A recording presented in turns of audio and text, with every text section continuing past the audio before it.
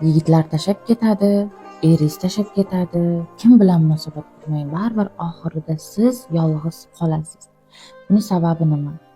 Buni sababi siz olganingizdan-da ko'ra ko'proq energiya berib yorishingizda va bu energiyadan erkak kishi bo'g'ilishni boshlaydi. Erkaklar bilasizlar, tabiatdan mustaqil va erkin shaxs hisoblanadi.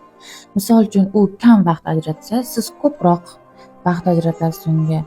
U sizga e'tibor bermasa, siz e'tiborni ko'paytirib borasiz. Xullas, siz nimani olsangiz shuni emas, balki olganingizdan-da ko'ra ko'proq narsani sarflab borasiz va o'rtada balans buziladi.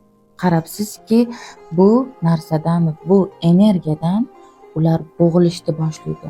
Bu faqat ayollar o'rtasida emas, erkaklar ham xuddi shunaqa bo'ladi. Misol uchun, qaysidir erkak yoki yigit juda kuchli sevsangiz, sizga ko'proq e'tibor berib yoki sizni munosabatingizdan ko'ra ko'proq narsani berganda, siz bo'g'ilishni boshlaysiz, zerikasiz va ming sevsangiz ham uni tashlab ketish haqida o'ylaysiz.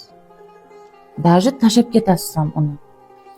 Bu xuddi shunday ayol va erkak munosabatidagi balans hisoblanadi. Va siz hech qachon olganingizdan-da ko'ra ko'proq narsani uzatmasligingiz kerak.